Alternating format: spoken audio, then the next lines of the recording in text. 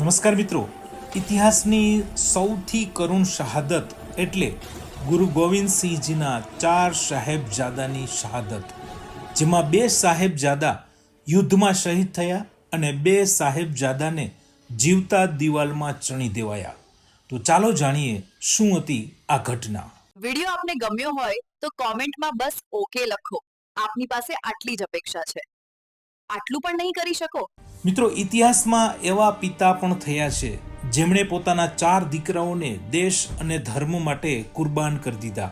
એ હતા ગુરુ ગોવિંદસિંહજી, શીખ ધર્મના 10મા ગુરુ, જેમનો જન્મ 22 ડિસેમ્બર 1666ના રોજ બિહારમાં થયો હતો.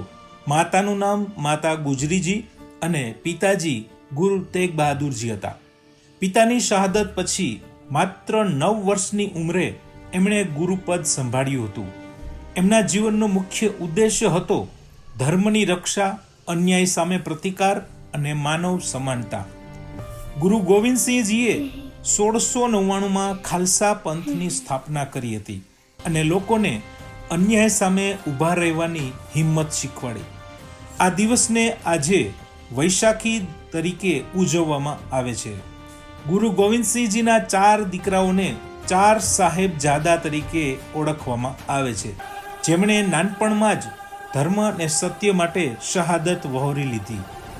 સાહેબજાદા અજીતસિંહજી સૌથી મોટા પુત્ર હતા.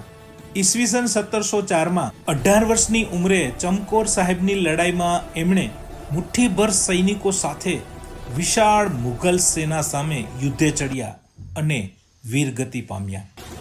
બીજા હતા સાહેબજાદા જુઝારસિંહજી. નાની ઉંમર પણ અદ્ભુત શૂરવીર હતા. 14 વર્ષની ઉંમરે પિતાની મંજૂરી લઈ અને લડાઈમાં ઉતર્યા અને શત્રુ સામે લડતા લડતા એ પણ શહીદ થયા. બંને ભાઈની શહાદત પછી બાકીના 2 દીકરાઓએ પણ યુદ્ધમાં જવાની આજ્ઞા લીધી. સાહેબજાદા જોરાવરસિંહજી, જેની ઉંમર 9 વર્ષ, અને સાહેબજાદા ફતેહસિંહજી, ઉંમર 7 વર્ષ. આ બંને ભાઈઓ સિરહિંદ ખાતે પકડાઈ ગયા.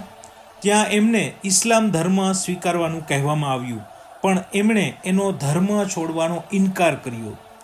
જોરાવરસિંહજી અને ફતેહસિંહજીને જીવતા દિવાલમાં ચણાવી દેવામાં આવ્યા. આ ઘટના માનવ ઇતિહાસની સૌથી કરુણ અને ગૌરવસભર શહાદતમાંની એક છે.